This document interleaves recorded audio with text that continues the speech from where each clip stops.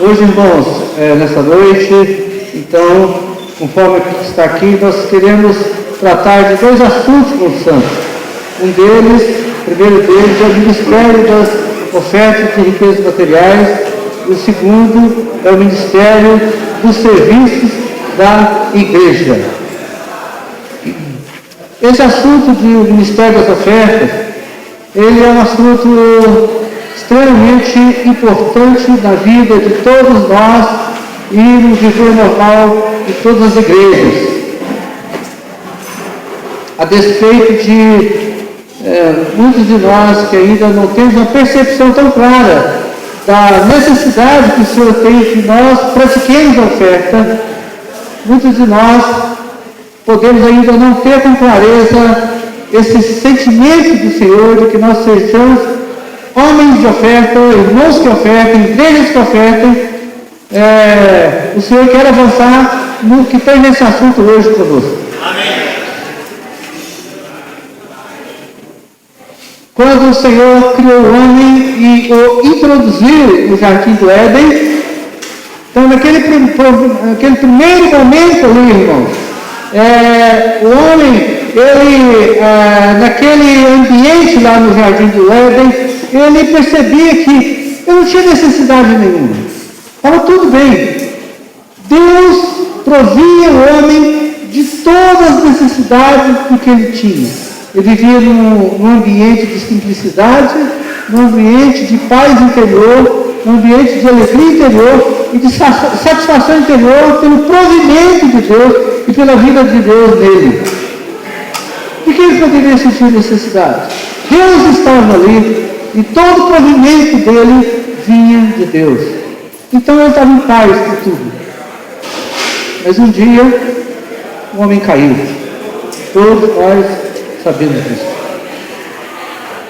Quando o homem caiu, ele foi lançado diante da presença de Deus. E até mesmo lançado fora do jardim, daquele ambiente de suprimento, de graça, de misericórdia, de alegria que ele vivia. Ele perdeu tudo isso. E agora ele foi confrontado com uma situação adversa, em que as suas necessidades não mais eram providas por Deus, ou totalmente providas por Deus. Agora ele tinha que tirar o seu sustento do seu suor, do seu trabalho. E logo o homem se deparou, uma vez fora daquele ambiente santo do jardim, ele se deparou com Mamon, o Senhor das riquezas. Quando ele se deparou com Mamon, o Senhor das riquezas, agora, dentro do homem surgiu uma crise de identidade. Antes, tudo provinha de Deus e tudo que ele fazia era para Deus. Agora, ele está também meio termo, meio caminho entre Deus e Mamon, o supridor de riquezas que é Satanás, que quer supri-lo também. E dispôs toda a riqueza desse mundo para o homem desfrutar. Isso não é algo tão simples. Confira a sua vida e sua experiência com do homem que acabara de cair da presença do Senhor. Todos nós estamos de frente ou no meio dessa encruzilhada. Após crer no Senhor, estamos nessa encruzilhada. Porque antes de crer no Senhor, nós só olhamos para a fonte das riquezas materiais, Mamon.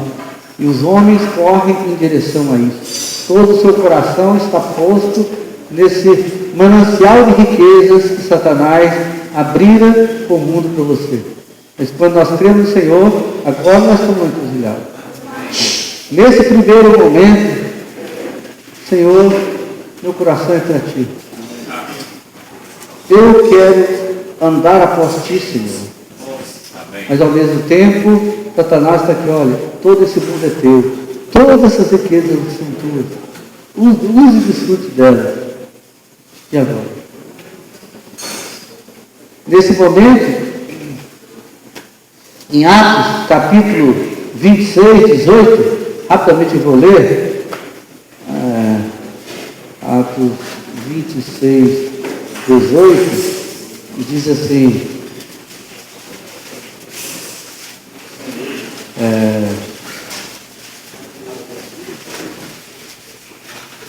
26, 18.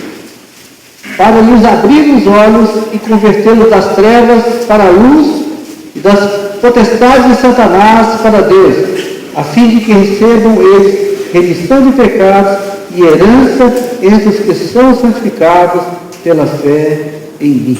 Amém. Então, por um lado, os olhos devem ser abertos das trevas para a luz. Nossos olhos antes estavam fitados nas riquezas que Satanás coloca diante de nós, mas nossos olhos estavam fitados nas trevas. O Senhor quer que nós sejamos convertidos nossos olhos para a luz de Satanás para Deus, a fim de que nós recebamos remissão de pecados e herança entre os que estão santificados pela fé do Senhor. A nossa herança agora não será mais a herança desse mundo, mas a herança que o Senhor nos proporciona. Veja só, nós somos mudados de posição. E isso realmente alegra o coração do Senhor. Em Mateus 6,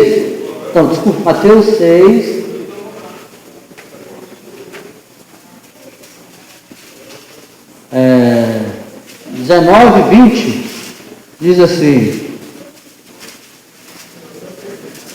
não acumuleis para vós outros tesouros sobre a terra, onde a traça e a ferrugem corroem, e onde ladrões escavam e roubam. Mas ajuntai para vós outros tesouros do céu, onde traça nem ferrugem corrói, e onde ladrões não escavam e nem roubam. Esse é o falar do Senhor para nós.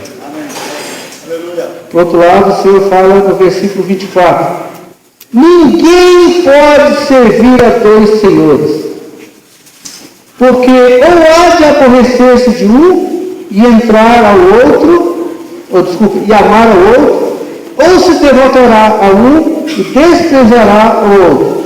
Não podeis servir a Deus e às riquezas, o mamon. O homem foi colocado diante dessa situação de dicotomia: prosseguir amando as riquezas desse mundo e amando mamon, ou amar ao Senhor, amar a Deus e receber o seu provimento. E agora, como seguir? Então o Senhor começa a trabalhar em nós. Lembre lá atrás, irmãos, aquela situação de Abrão e Ló. Lembra dessa experiência?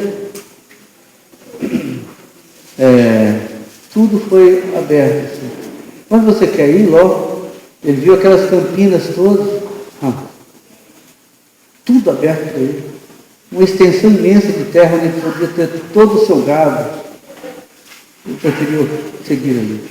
Abrão, então, seguiu após aquilo que o Senhor deu para ele. Frequentemente nós estamos diante dessa situação. Como fazer? Quando o Senhor vem no nosso coração, a nossa situação, o nosso coração é posto em prova naquele momento. Primeira prova que nós somos submetidos é essa questão. Olhos postos no Senhor, que vai nos prover todas as coisas, a esse Senhor que nós devemos retribuir algo, ou tudo vem de suprimento de Satanás,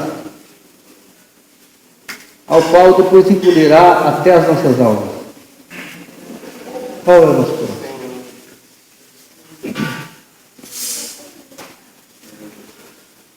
Oh, sim, Jesus.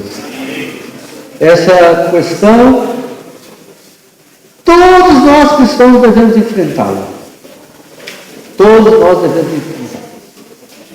Muitos de nós, em um momento inicial, nós podemos fracassar, mas o Senhor ainda tem misericórdia de nós e vai nos resgatar, nos colocar novamente naquele momento em que nós podemos optar pelo Senhor. Amém.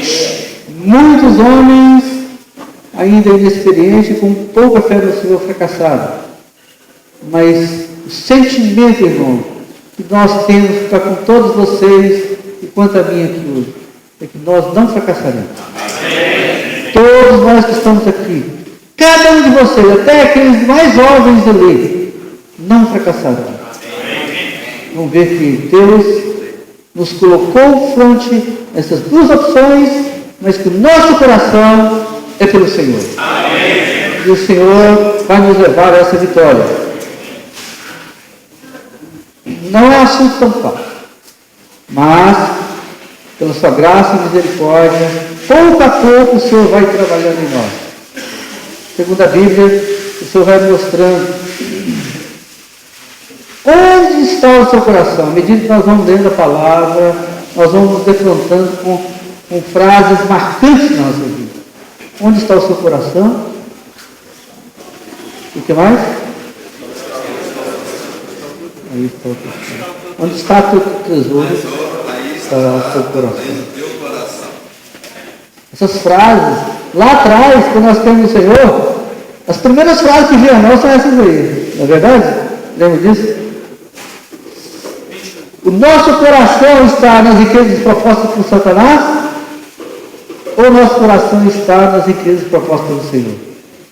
Se nós investirmos nas riquezas dos céus, onde nem traça, nada corrói, então o Senhor compreenderá a nossa atitude.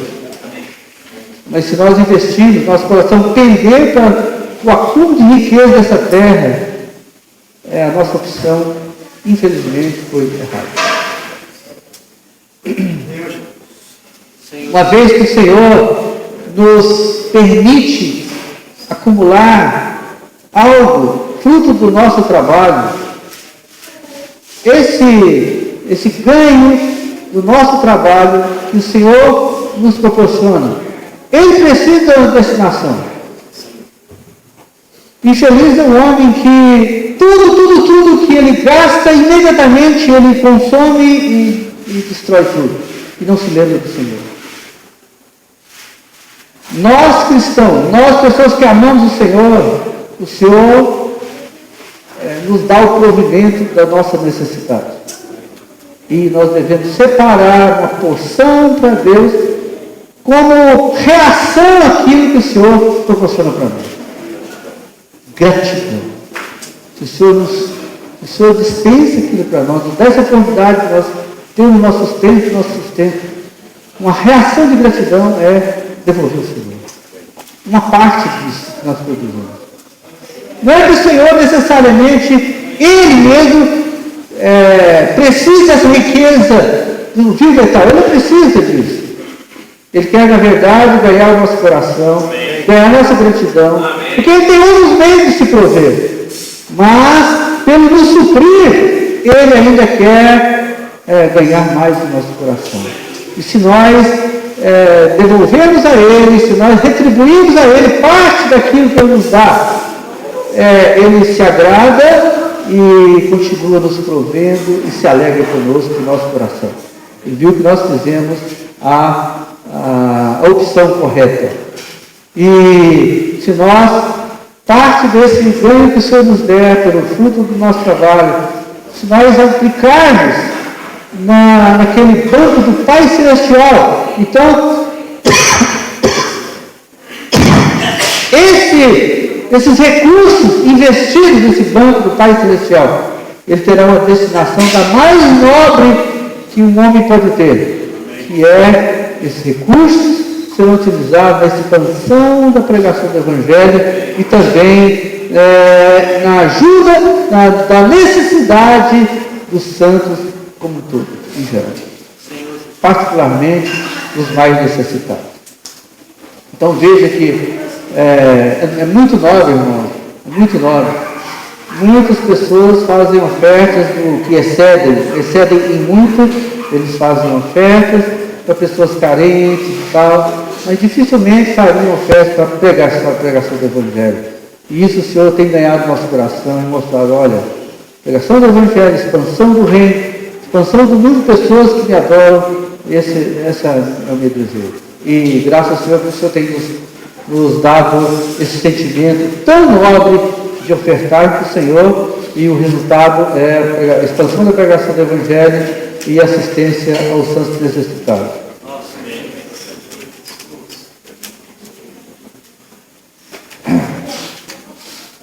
A Bíblia também, irmãos, ela fala que esses dízimos e ofertas, eles são também uma reação nossa, interior, íntima, a uma sensação de provisão que Deus nos tem feito. Nós já falamos isso. Lá atrás, antes mesmo da lei mosaica, Deus nos deu uma passagem na Bíblia maravilhosa, porque ela fala de uma experiência que ocorreu com Melquisedeque e com Abraão. Gênesis 14, versículo 18 até 20. Gênesis 14, versículo 18 até 20. Aqui começa uma experiência maravilhosa de uma relação de oferta entre Deus e o homem. Versículo 18. Melquisedeque, rei de Salém, trouxe pão e vinho. Aqui, Abraão acabara de sair de uma luta, estava como que esmilinguido, cansado, consumido pela batalha que ele acabara de sair. E agora, então, no descanso, Melquisedeque, rei de Salém, veio trazer pão e vinho para ele. E esse Melquisedeque, rei de Salém, era sacerdote do Deus Altíssimo. Versículo 19, abençoou ele Abrão e disse, bendito seja Abrão pelo Deus Altíssimo, que possui os céus e a terra. Amém. Bendito, aqui é uma questão de abençoar. Bendito seja Abrão pelo Deus Altíssimo, que possui os céus e a terra, e bendito seja o Deus Altíssimo, que entregou os seus adversários nas tuas mãos. E de tudo lhe deu Abrão o dízimo. Aqui, Melquisedeque, rei de Salém, veio suprir Abrão naquele momento extenuante que ele vivia, mas de tudo isso deu Abrão o dízimo, em gratidão àquele suprimento. Oxalá nós tenhamos esse coração de Abrão. O próprio Senhor dispensa para nós nesse momento extenuante da nossa vida, mas nós temos um coração também de retribuir o dízimo ao Senhor. A Bíblia também entende que as ofertas, especialmente em Coríntios, fala muito de ofertas. E em Coríntios, esse versículo aqui eu acho muito importante a gente ler, porque muitos de nós vamos usá-lo no nosso dia a dia, falar a palavra à igreja. 2 Coríntios, capítulo 9, versículo 10. São vários versículos, mas vamos ficar no 10. Ora, aquele que dá semente ao que semeia e pão para o alimento, também suprirá e aumentará a vossa sementeira e multiplicará os frutos da vossa justiça. Aqui está mostrando que a oferta de riquezas materiais era vista pelo Senhor como uma semeadura. A oferta é uma semeadura. E essa oferta, melhor, essa semente que nós usamos para semear, para praticar essa semeadura, ela é uma provisão, é um suprimento de Deus. E assim, quando nós ofertamos, nós estamos semeando fazendo essa semeadura do próprio Deus, daquilo que o próprio Deus nos deu. Então veja só, aquela sementeira que nós preparamos, nós usamos aquela semente para ser semeada, essa semente é fruto daquilo que Deus nos deu. E semeando ali, nós estamos semeando a própria oferta que Deus nos deu.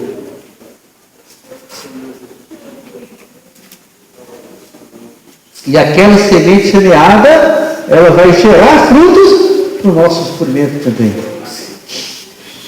Bem, quanto ao uso, então nós vimos assim, no aspecto espiritual das ofertas, agora nós vamos ver então sobre o uso dessas ofertas. O Senhor nos dá as ofertas, dá ofertas às igrejas, e o que nós vamos fazer com essas ofertas? No Antigo Testamento, especialmente na era em que havia o templo lá em Jerusalém, isso fica muito claro para nós, os judeus, eles ofertavam sobejamente para sustentar o templo, sustentar tudo que necessitava o templo e também o suprimento dos sacerdotes que ministravam no templo. Isso, eles já haviam tocado nessa percepção da relação para com Deus e na relação do homem quanto a ofertas para com Deus. Mas no Novo Testamento, também essa situação de ofertar é como que aquilo lá foi um espelho para nós hoje. E, na verdade, nos nossos dias, no Novo Testamento, essa situação de oferta, ela vem atender as necessidades, não do templo lá em Jerusalém, mas as necessidades da igreja como um todo, onde nós reunimos. Então, naquela época, volto a dizer, tinha o templo com toda a grandiosidade dele, a necessidade que tinha, também com tudo que envolvia o serviço do templo, mas o suprimento dos sacerdotes, aquilo era resultado da oferta de todo o povo de Israel. Quanto às igrejas, então aqui nós somos 26 igrejas de Goiás, cada uma das igrejas também gera as suas necessidades. E à medida, irmãos, que o Senhor vai amadurecendo os santos de cada localidade, eles também vão percebendo que as necessidades daquela igreja recém-gerada e que está crescendo, eles mesmos devem suprir as necessidades da igreja onde você reúne. No início, quando você viu, muitos de nós aqui nos lembramos disso. Depois do verão 2000, nós precisamos sair para visitar as localidades, umas poucas localidades que foram surgidas nessa época, muitos de nós não tínhamos, né? Alugavam um local de reuniões, pagavam o aluguel, pagavam as contas todas ali, chamavam as pessoas da cidade, pegavam o evangelho para elas vinham reunir, os de fora custeavam isso aí.